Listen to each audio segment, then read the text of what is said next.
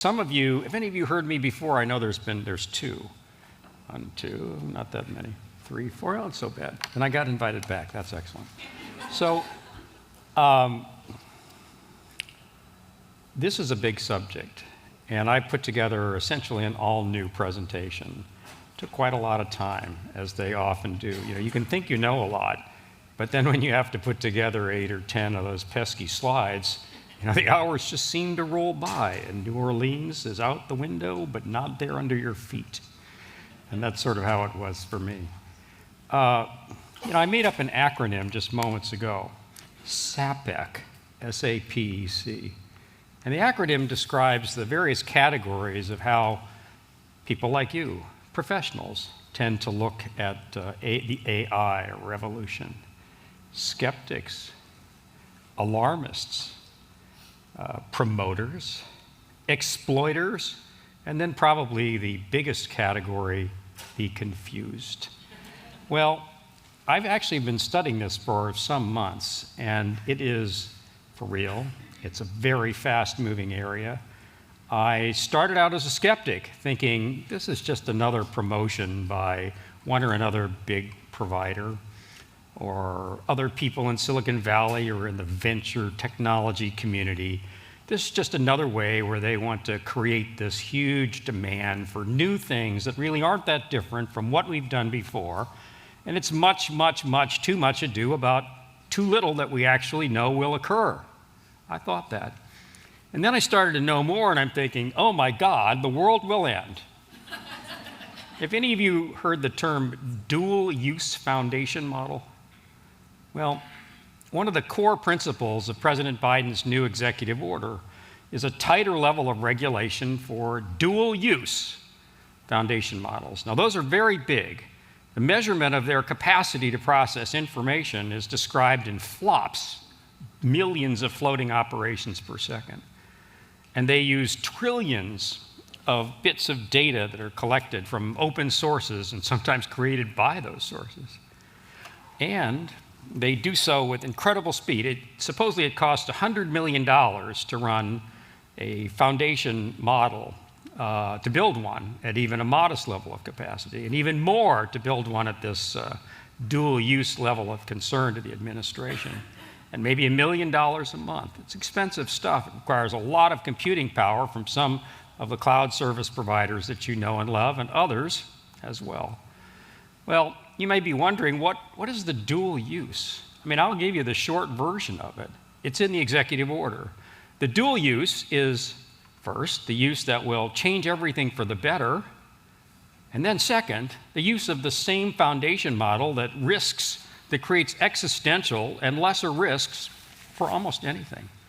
Part of the executive order is intended to prevent people from using dual-use foundation models, as they are described with this high bar, from creating nuclear weapons, or engaging in bioengineering to create hazardous substances of great peril, or from doing horrible things to create cyber events, or building new chemicals of unknown or knowingly adverse consequence. And it's a fascinating subject because we've really never seen power like this. Another thing is that everybody here, I like to do this. Have you heard of machine learning? Of course you have. And you've all heard of artificial intelligence, and you've all heard of chatbots. There's a pretty significant difference. The artificial intelligence we're talking about now is really not built for specific purposes. That's machine learning. It's essentially so big that a foundation model can be used for all kinds of things that you can think of, and all kinds of things that you haven't thought of, and even the model developers haven't thought of. They can be trained, they can be queried by prompt, they can be instructed and guided, but these foundation models, especially at that high level of dual-use foundation model, they are very, very powerful. Using computing technologies, high-speed computing, and hyperscale computing, at levels that we've just never seen. And they create a fantastic array of problems and possibilities, and risks, rewards, and hazards. And so the great challenge for everyone here is, frankly, to understand them better, even though the target, if you will, is moving incredibly quickly and is pretty damn complex. Because this is not an incremental change. I've spoken of incremental changes for a decade in state procurement. I've come to the conclusion that AI is more than an incremental change. It is truly a disruptive technology. And maybe most important, I conclude that whether you like it or not, it's here upon me, you, and us, and your states. And that although I know there are some states who've taken some legislative measures to try to protect particular privacy interests and the like, and that's good, I think everyone in this room will find that the procurement function has a lot to do with AI. Because after all, so many of the functions or accomplishments of the state or the federal government are accomplished through contracts. And that's you. And so we have to start thinking of what does AI mean for how I run the contracting process? What does it mean for the development of requirements? What does it mean for how I draft an RFP? What does it mean for the negotiation of contracts or the documentation? What does it mean for monitoring performance? What's the set of risk that I need to look at as I'm entering into a contract with somebody who might be using AI? And oh, by the way, do you think that everyone tells you when they're using it? I don't think so. I think you have to ask them or require them to tell you. And then, when you get into the details of the particular risks that are more or less unique in AI-enabled system performance, you have to ask yourself, well, how good are my standard terms and conditions at managing that risk or properly assigning the risk between the public sector buyer and the private sector providers? And the answer is probably going to be not that good. And do you think this is a problem that can be pushed away by moving all of the risk to the AI provider by contract? Well, you could, but then you won't get the benefits of the AI. And I believe, and I'm not marketing it to anyone, I'm at least equally afraid as thrilled by it, which is, I think, the right place to be. You're not going to get the benefits unless you find a way to both understand and enable AI, manage its risk, protect key interests of citizenry and the state while using it. I'm not prone to exaggeration. My wife might disagree, but she's not here to say it. But this really is profound. I talked years ago about the shift from buying, applications that were built specifically for the state to buying solutions that might be cloud hosted and adapted for the state. That was big. This is bigger. And is there any particular source that you can go to that says, aha, if only I just plug this button, use this application, or hire this consultant, no problem? No. Are the standards and practices well established now to help guide us through this? No. In fact, if you were to read the President's executive order, a copy of which I happen to be holding here, it's roughly 75 pages.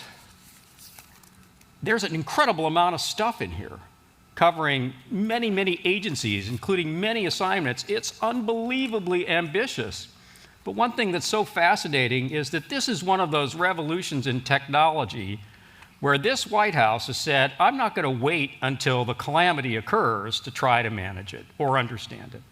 Because if you look back over time, you could say that the internet kind of ran rampant and created all kinds of enduring, if not insoluble, security problems before anybody started to figure out how, way after the fact, you might try to manage and secure it. And the same could be said for social media. Social media became the giant of many global scale providers, creating all kinds of havoc and, some fun too. But look how hard it's been to control the content of social media or to avoid its exploitation and manipulation. And cryptocurrency was everybody's favorite thing, not mine, 2 years ago, until all of a sudden we looked at it and said, oh my God, this is ridiculous. Anybody heard of MITRE? It's a federally funded research and development center. So I've been a consultant to MITRE for 5 of the last 6 years. Most of my work has been for the Defense Department, but last year I spent the year looking at ransomware, digital asset crimes, and related things for the benefit of the FBI and the Justice Department. And in the course of that, I got to know first a little bit about cryptocurrency and digital assets. And then I was essentially going down the slope of great alarm where I almost got to the point of calling my brother-in-law, who believed that Bitcoin was the way to his fame and his fortunate future, and saying, get the hell out of this. But it was, again, a situation where we're kind of dealing with the disaster after the fact.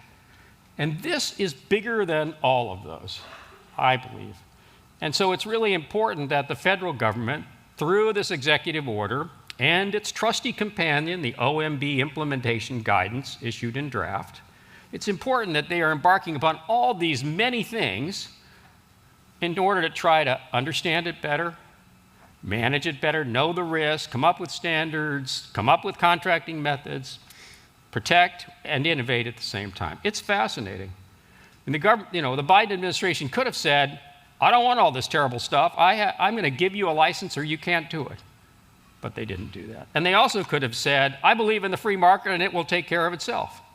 And they didn't do that either. They basically kind of walk along the tightrope.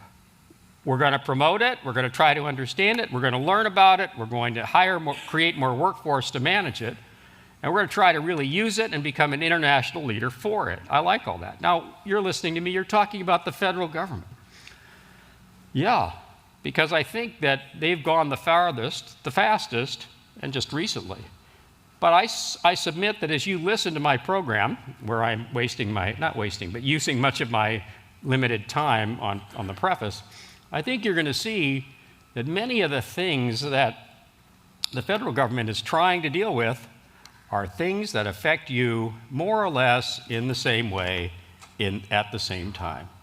And so while it will be really important to watch what the federal government does, it's also important for all of you, I submit respectfully, to learn more about this, to help other functions within state government, because this is here and now and upon us. And we're going to need to use it, but we got to protect against it. Got to make sure it's used fairly and wisely and safely. And you will have a key function in doing that, because AI generally does not impose itself upon a state government without somebody purchasing it, and that would suggest your involvement. Okay, so introduction. Well, I'm going to try to go through this quickly. The idea is to sort of talk about how the state acquisition function is affected by the rapid emergence of AI. Got it. I'm going to talk a little bit about kind of what the key definitions are.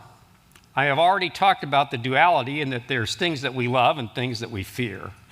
I'm going to talk about the importance of AI governance, where you are obviously participants, and emphasize this point of looking to understand and contract to manage those aspects of AI which are safety impacting and rights impacting.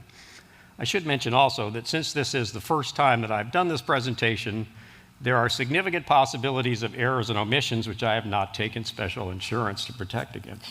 So I may ask for forgiveness and opportunity to. All right, so we've already given sort of the start. I'm going to have a little bit of an introduction. So what is the foundation model? I've kind of talked about that already. You hear all these terms and you're going, what is this stuff? Well, it's pretty complicated. The foundation model is the computer engine that does all of it, and they operate at different scale. And as I said, a dual-use foundation model, if it's really big, starts to get into the level where the federal government's a bit worried about it. But you've all heard generative AI, right? And you've all heard large language models. They're really not the same. They all can be run through a foundation model. If you're using AI to create video imagery to interact with a citizen, that imagery is generated. If you're using it to do coding, that coding is generated. The large language models are the one that essentially create the bots that are going to provide information in a narrative form. But there are so many variations of what can be generated for which purposes, either by generative AI or large language models, but both of them essentially rely upon a foundation model, which is the big computer engine that collects incredible, unbelievable amounts of data. How does it basically work? Essentially, if you ask it a query, it essentially looks at your query and then assembles or stitches together a response based upon the number of times that words like the ones you asked it seem to appear in conjunction with other words in the zillions of bits of data that have been collected and are scoured and scraped in an instant. You'll see this in a second.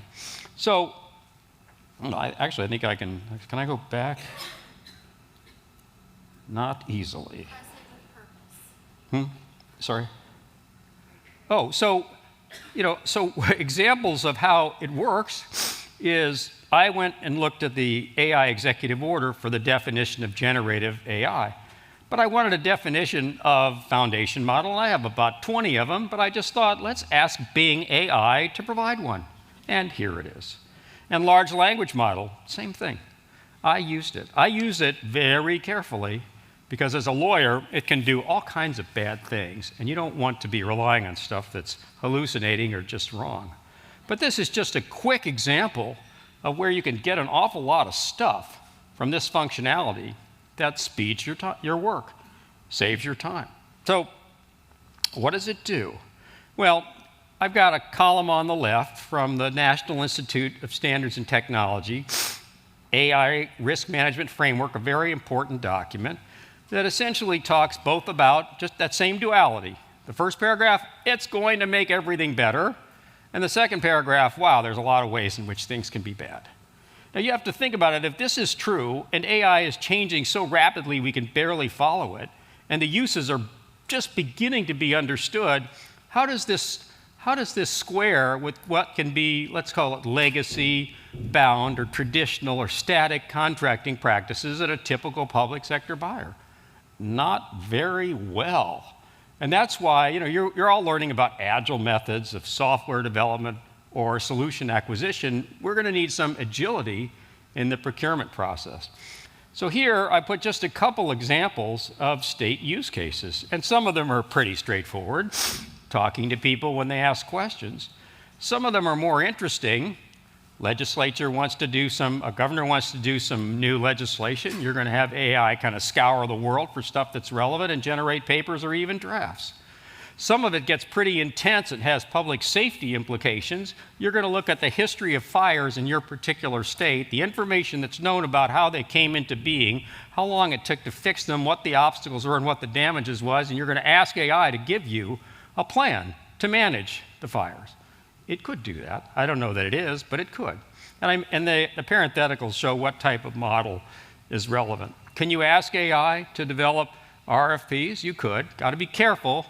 Use it, but don't trust it too far. Can you ask it to propose terms and conditions? Sure. And you can get into some very specific stuff. You can decide that you're going to look at a benefits program, and instead of having dozens of people managing benefits programs for multiple sources of funding in different agencies, you're going to consolidate all of these through AI, and you're going to use AI to generate a huge amount of information and collect it about each individual from open source, or if you're brave, you could pull in state-specific sources, and not just automate, but improve the information upon which benefits decisions are based. All of you know already that there's a huge influx of data. How many of you feel that there's more data today than there was 3 years ago and you're doing your job? Should be everybody. How many of you feel that it's getting nearly impossible to deal with this data and that we're not just floating on the lake, we are sinking in the ocean of data? Some of you. Well, this is an area where AI comes in because, we sometimes say that we need to find ways to automate the process of state procurement or to automate the process of state government. And AI is that automation, but it's really big, and it's really fast, and it's not cheap. And getting it from more than a few people who tend to dominate it, that's not easy.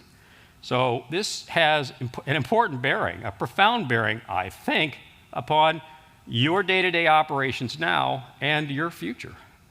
All right, so an overview. Some of these things are slides I used in 2019 and slides I've used with Chris Eukins in programs at GW.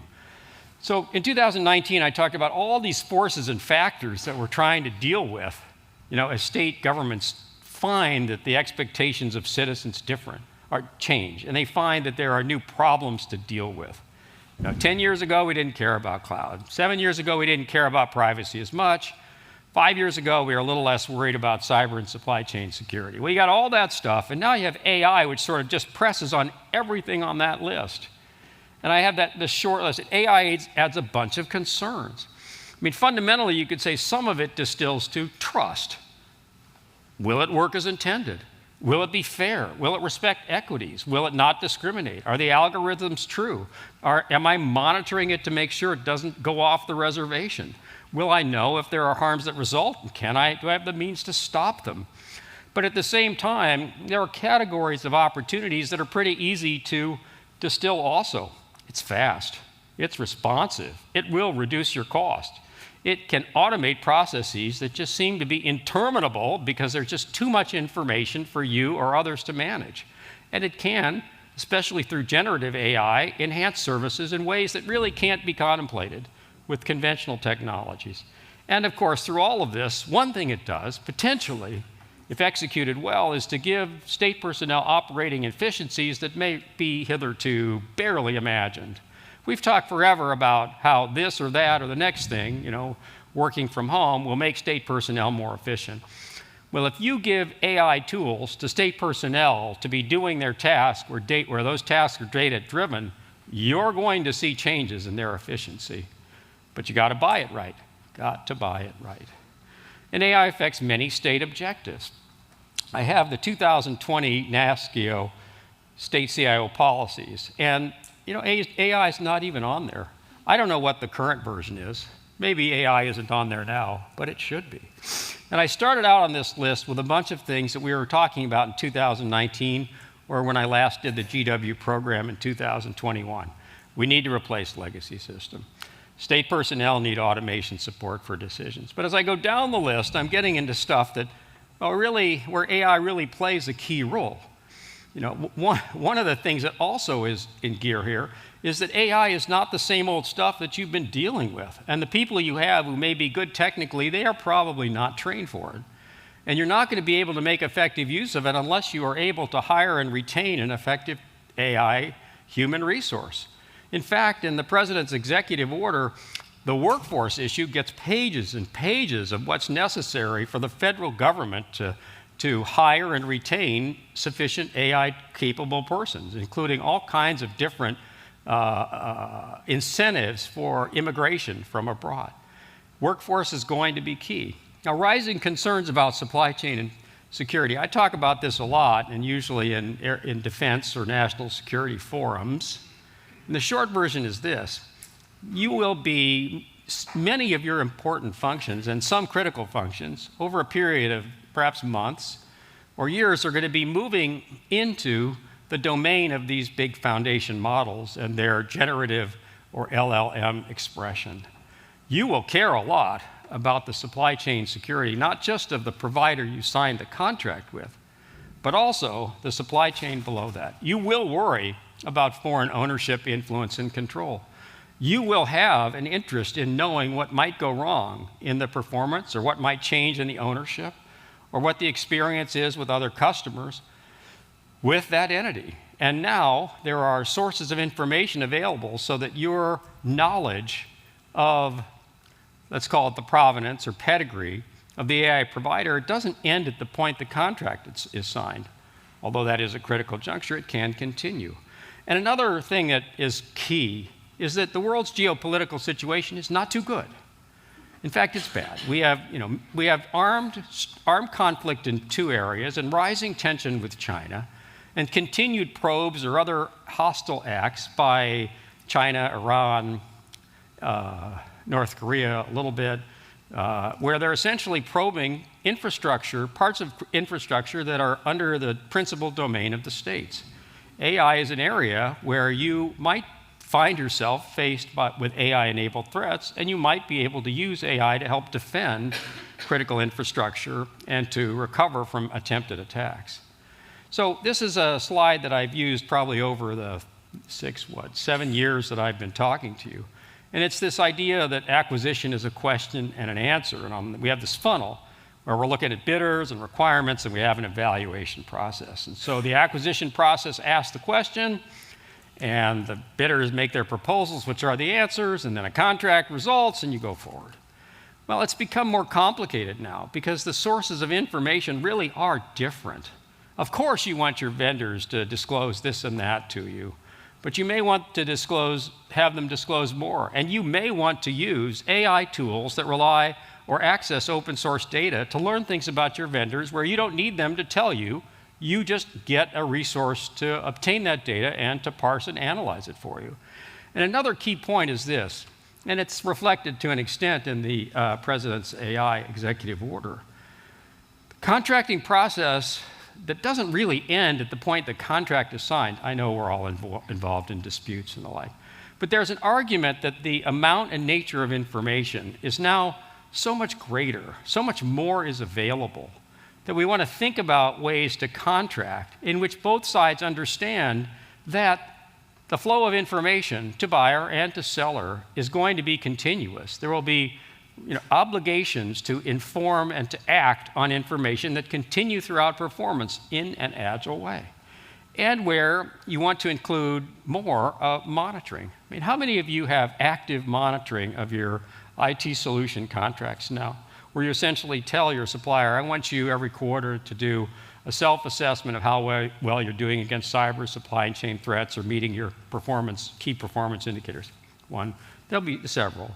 But there's a paradigm emerging that you have more of that. There's more information. Now, if you don't have a way to manage, collate, and assemble this information, well, it's the same problem. You all have heard about incident reporting, right? The SEC has its view of incident reporting. There's this law called CERCIA that's due to come into effect.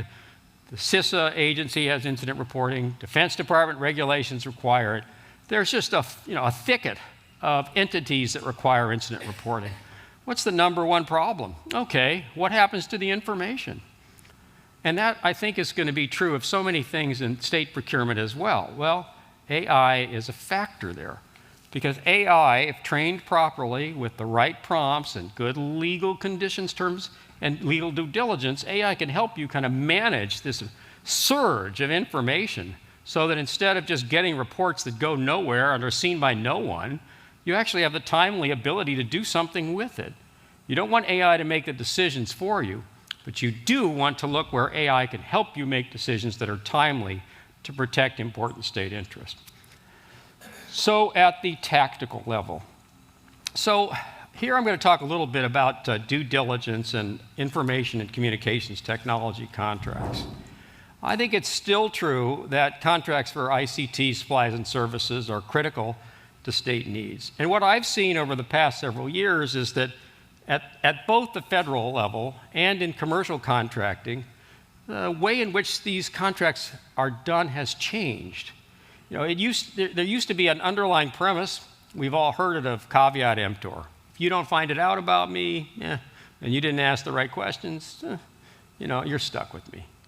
Well, that really has to change because now, through open sources or through private sources, even through the intelligence community sources, if you have access to them, there's a huge amount that you can know about the people that sell to you, and there's ways in which you can illuminate their supply chains, whether they tell you or not who is in their supply chain.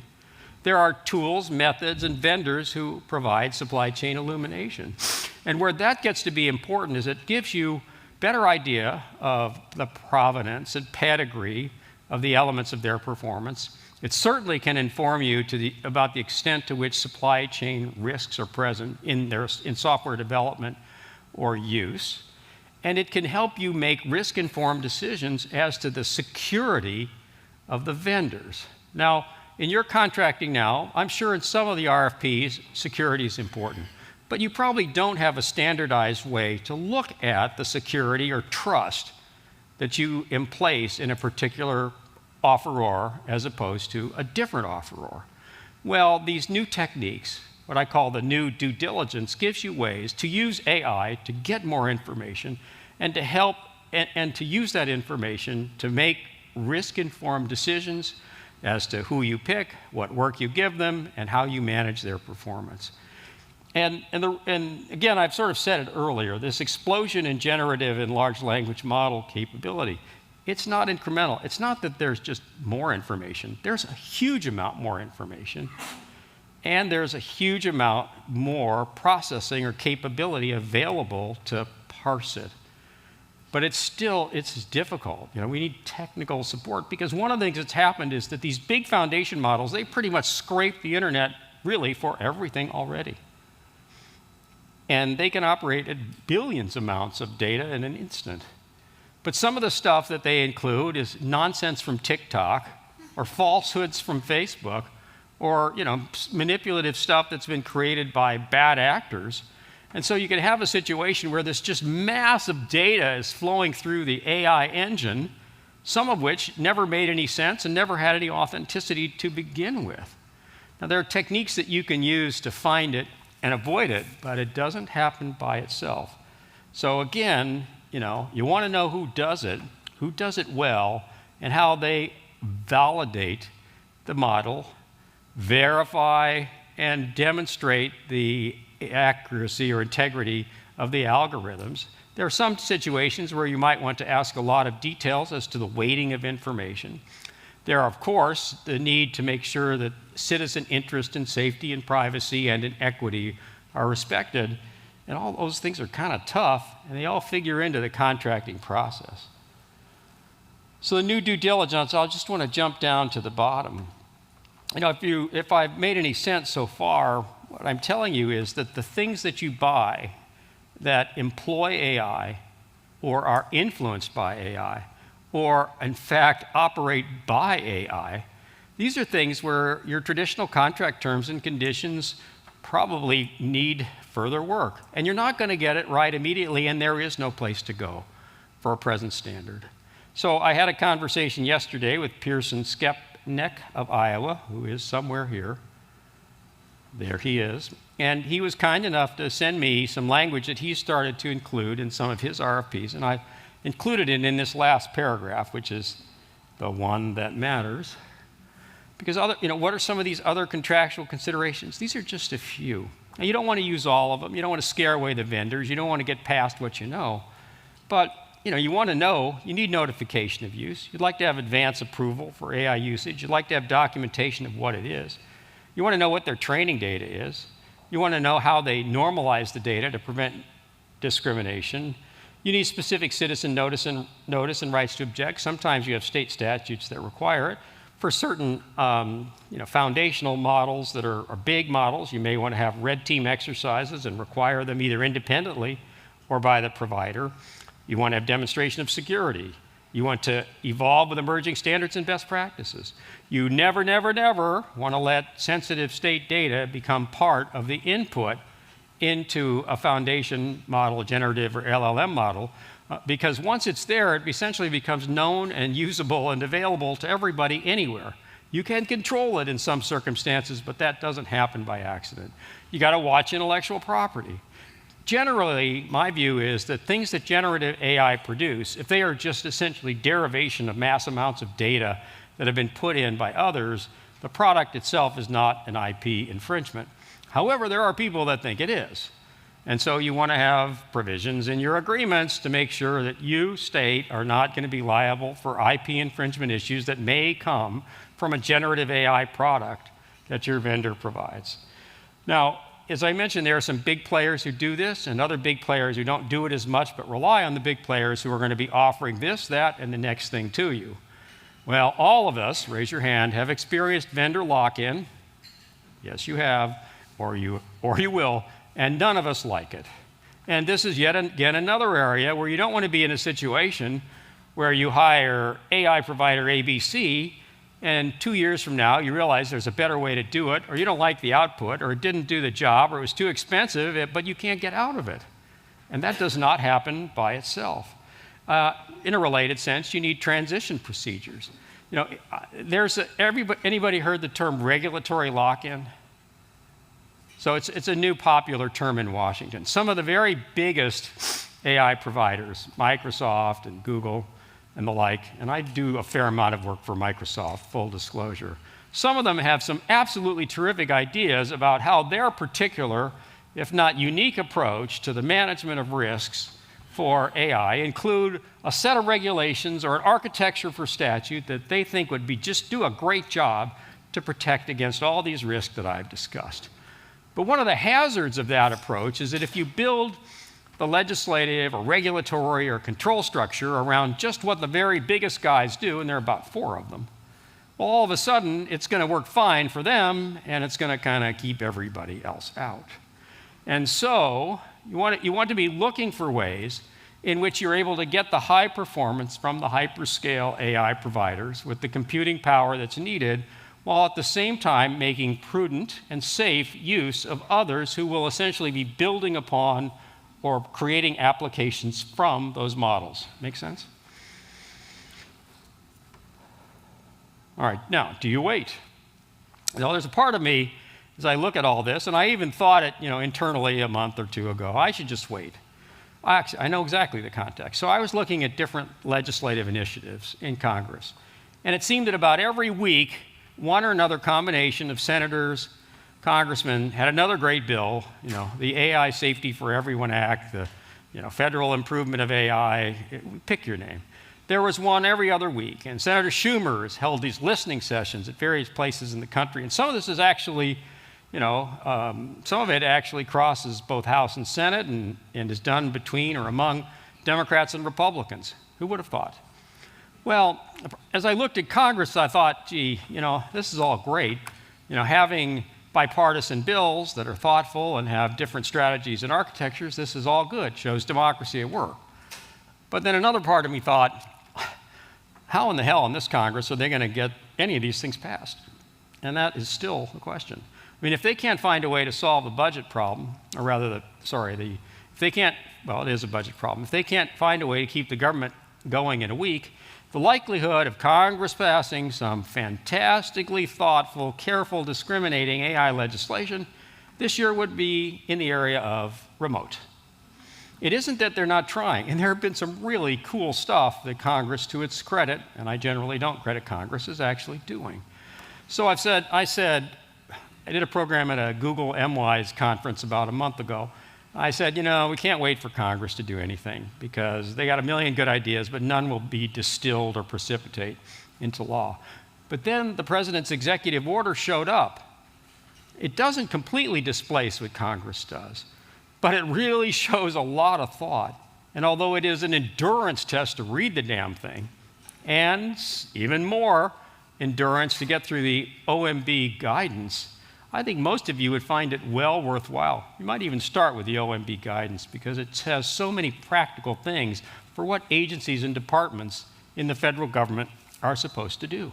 And you have agencies and departments who you serve. So this is a new kind of set of watchwords. You want to watch the developments in the area. You need to have people that specialize. You need to put the time in to learn about it. You want to watch what's happening on the federal side and elsewhere. You want to study this stuff so that you're not overwhelmed by its complexities. You want to coordinate with other functions within the state, CTO, CISO, Chief Risk Officer, Finance, Treasury, privacy officers, because all these functions are implicated. You want to prioritize, and this is a key point. It's impossible to figure out all this stuff and make sense of it on all procurements at once. You just can't. You got to look at the things that really matter, where there's risk to safety of citizens, risk to privacy, risk to citizen equity and expectations, and on the flip side, and this is always flip side, all those things we want to protect against, all those things we want to gain. Where do I get the most impact from AI? And at the same time, how can I best protect against that impact going south or sour? Since we are south, I'll use sour. And so you act then, and this is where the agility concept again surfaces. We all like to have standard terms and conditions. I love them. I hate reading new ones. I give advice to a lot of companies on NDAs. I don't know how I have continued to do that. I wish I could avoid it. But they still keep coming across my desk. There are times I'd like to pound my desk and say, look, we're all trying to do the same thing. Let's just have a standard form for NDAs and let's never vary from it. But the issues change and you have to adjust. And you'll need to adjust because the first attempts that you have on AI terms and conditions, they're going to need to evolve. You will You've heard this: test, analyze, and fix. Put out that initial release, get some on-the-ground experience, make adjustments to it, and go forward. Not going to be easy, not going to be traditional, but important, because you also need to accommodate. When we get to parts of the President's EO, we'll see that there's an incredible schedule of things that I think 50 different parts of the federal government are supposed to do. 50 entities in the federal government with 100 taskings. Now, the schedule's way too ambitious, and not all that stuff's going to get done. But some of it will get done, and there's going to be a lot of guidance to take there. Now, so the point is, there's a lot to learn from what the federal government is going to do and already has done, but I don't recommend that you wait until they figure it out, because as you'll see, it's going to take them a while to figure it out. And AI is already here. There's just no way to put up, the lead baffle or its logical counterpart and sort of hope that it won't reach you for another year or two until the federal government has got this figured out. Moreover, one of the incredible challenges of AI, it's not like maybe even cloud computing where you sort of know what it is and you can see where it evolves. It really is changing and growing at rates that are hard to follow. I may be too old to follow it, but I find it a real struggle to kind of keep on top of all of the emerging facets and opportunities.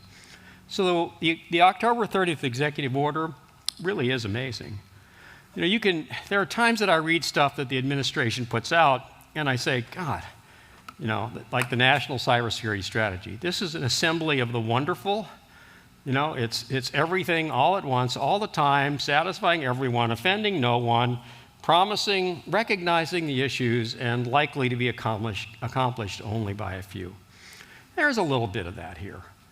But this was clearly the result of a prodigious effort by many people in consultation with many experts. This is a serious document. And it's worth, I read it 1.3 times, and I need to read it again. I'm not looking forward to it, but you really have to, because it really says, we've thought this through. And it's taking a position as to how the federal government is going to both facilitate AI and protect against it. And that's that duality we started with. It's very ambitious, 50 federal departments, 100 assignments. The scheduling borders on the ludicrous. Some of the things that agencies are supposed to do, seem to be impossible. The Department of Commerce is given more authority than probably it's exercised or had cumulatively throughout its entire existence. And there are some key limitations.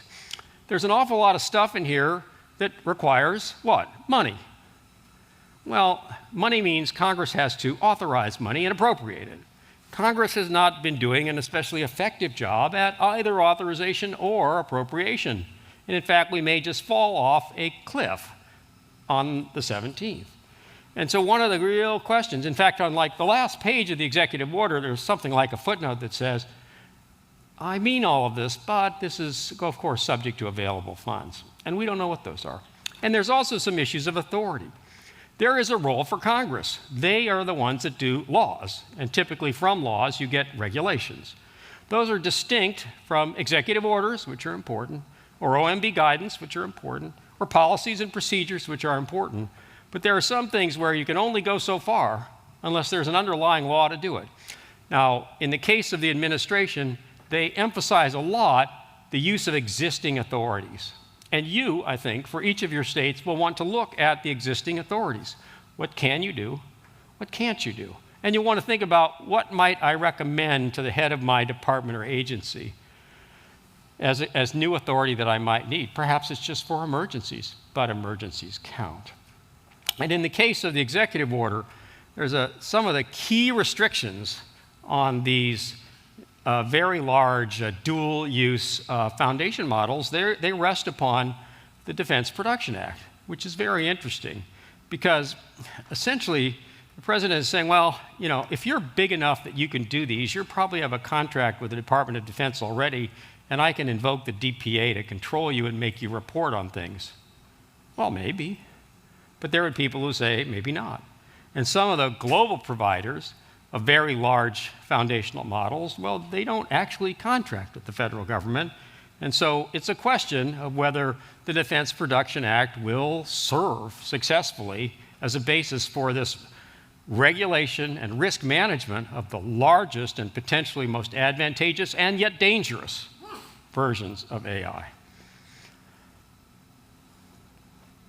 So the OMB draft guidance is also, as I said, very interesting. Let's start off at the right. This is the consolidated table of action. If I were a federal official at almost any level and I looked at that, I'd flee. I mean, really. Going, oh my God, I have to have a chief AI officer and notify OMB within 60 days? Well, maybe I can do that, but I certainly can't hire one. I've got to convene AI agency governance boards in 60 days. I have to have a plan to achieve consistency with the memo 180 days and every 2 years thereafter. I have to have an agency strategy to remove barriers for AI. I mean, this is really kind of the synopsis of all the things the agencies have to do and how often they have to do it. How many of you have the experience that agencies actually are able to achieve calendars or schedules just like this? Does anyone? I don't. But you know, what I found is that if you don't have this and you just sort of, stick to the homilies and the theories, well, nothing gets done. And in this area, because of the power and the risk, I kind of like having that demanding schedule, knowing it will not happen this way. But at least there's a way to kind of test against what's been sought. And this is clearly a guidance that points agencies on what they're supposed to do and when, and it's very well thought through. Oh, there is one other problem. An executive order can, unlike a statute, can cease to exist with the stroke of a pen. Whose? The next president. If the next president says, I don't like this nonsense, that's it. It's gone. And that's another reason why what Congress does or doesn't do matters. And again, there is bipartisan interest in this issue. But coming up with something as comprehensive as what's in the executive order and in the OMB draft guidance, not going to be simple. And yet, so for now, for the next year and a half, at least year and a quarter at least, this draft guidance tells us an awful lot. Now, it says we want to strengthen governance, we want to advance responsibility for innovation, we want to manage risk. Well, that's, I think, what you want to do in your state as well. And procurement figures into the OMB guidance because they realize that ultimately agencies have to buy this stuff. And they give some guidelines as to what they're supposed to do, but they don't really tell us very much. In fact, when I read it at the time, I was honestly dismayed at the absence of recognition of federalism. I was thinking, actually, last I looked, states have huge functions and importance across a wide span of activities and critical infrastructure affecting hundreds of millions of citizens, and this thing is all about the federal government with a couple of phrases, sentences, and paragraphs here or there in the 100 pages. And that's true. And it is an omission. And I asked myself, why would they do this? Because surely they know better. Well, it could be that they figure they don't have any authority over states and they'll hope that states will follow them. But I think it really was an omission.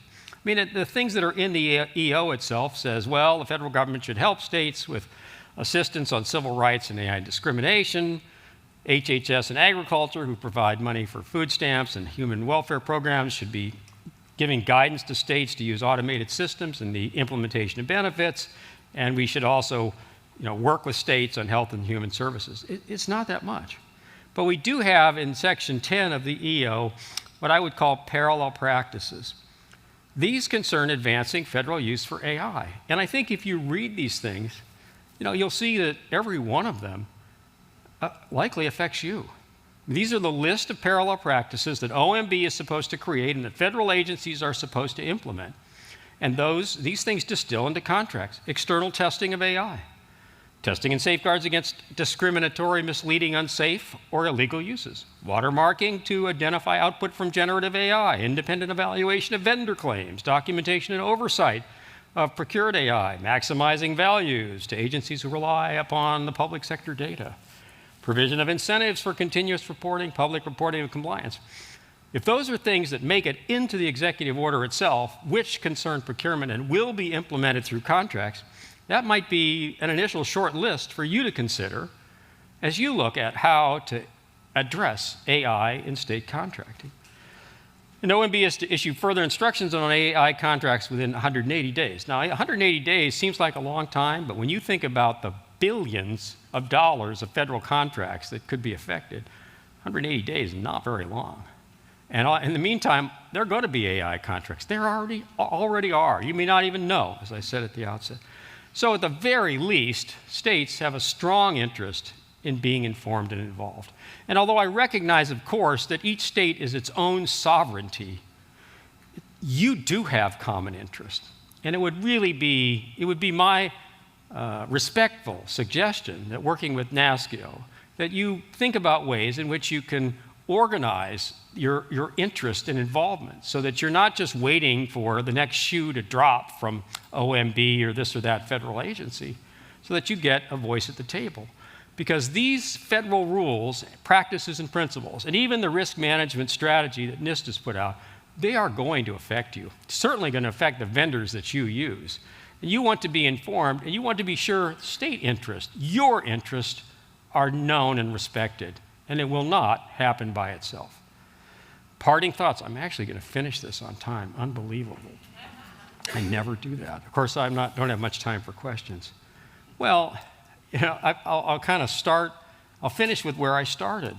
Contracts matter. I mean, I've done a ton of work with the Department of Defense and other federal agencies on cybersecurity. A ton.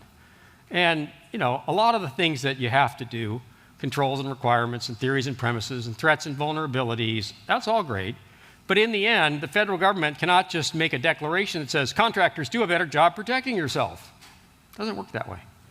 If the federal government wants to require contractors to do a better job to protect against cyber and supply chain threats, it may require a statute.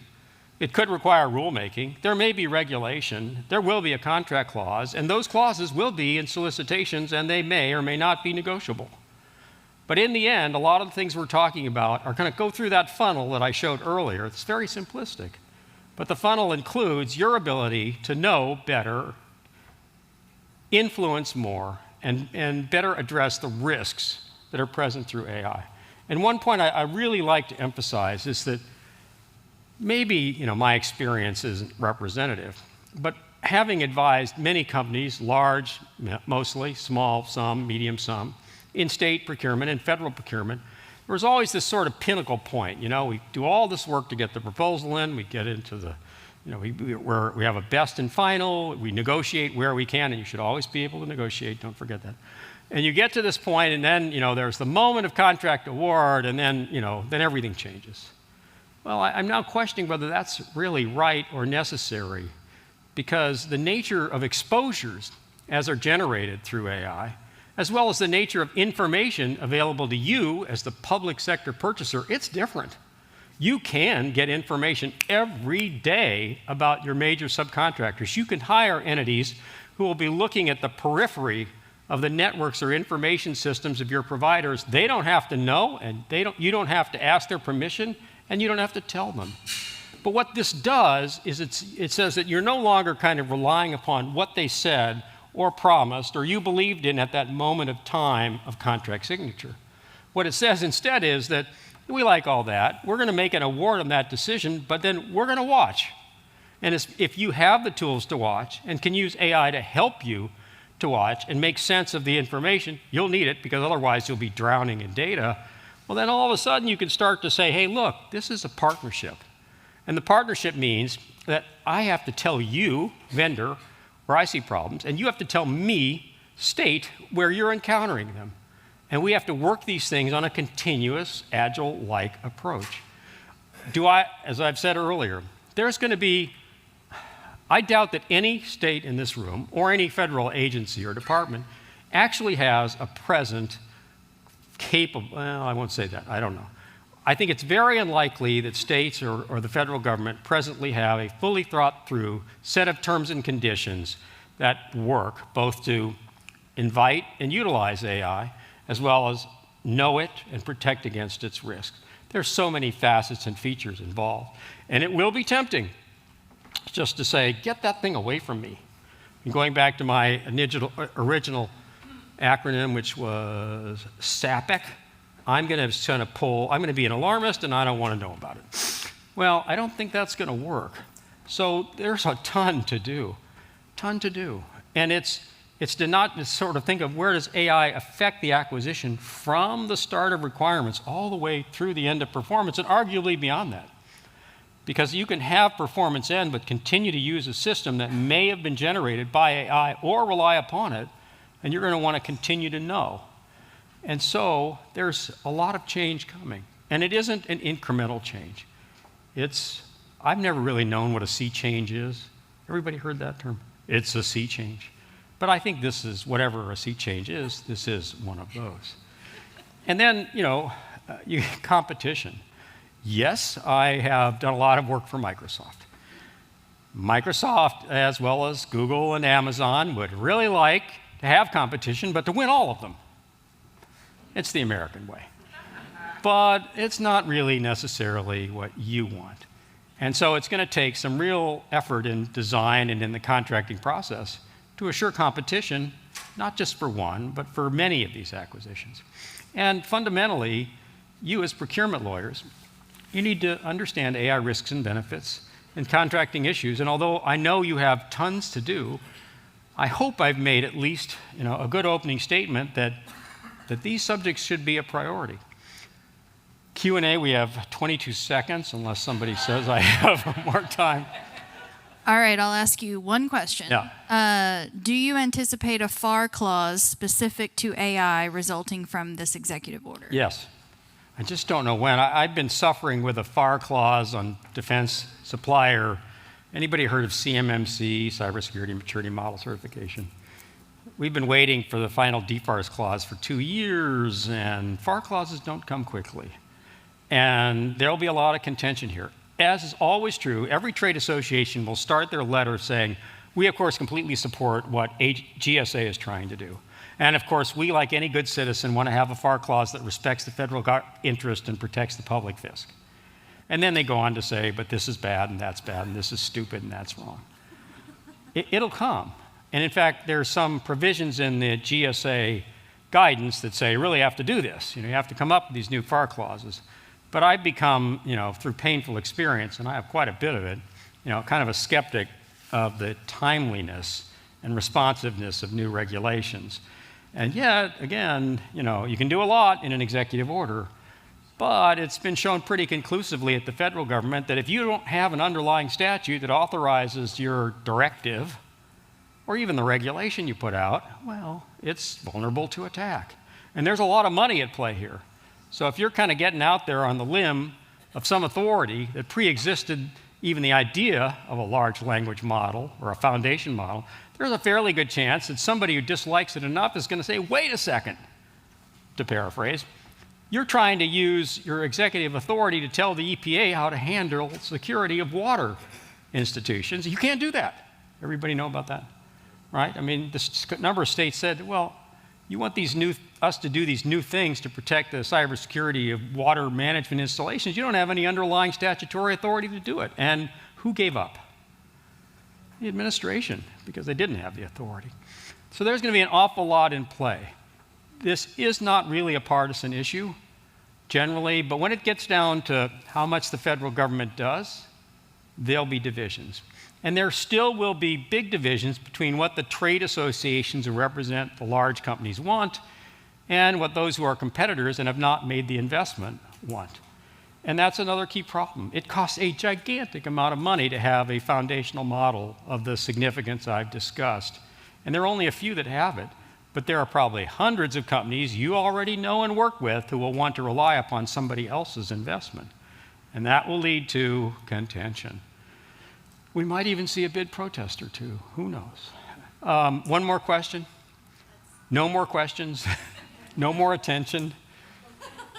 Information overload? Okay, so this was all recorded. You'll get it in an open source context readable format, and you can just run it through your AI filter, and it'll tell you everything you need to know.